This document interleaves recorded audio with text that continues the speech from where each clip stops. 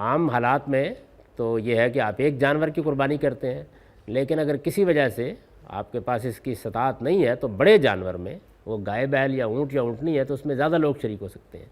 इसमें लोग एक बड़ी गलतफहमी का शिकार होते हैं। उनका ख्याल ये होता है कि इसके लिए 7 आदमी ढूंढने ज़रूरी हैं। नहीं, आप एक कर लें, 2 आदमी मिलकर कर लें, 3 आदमी कर लें, यानी 7 तक हो सकते हैं। इसका मतलब ये है।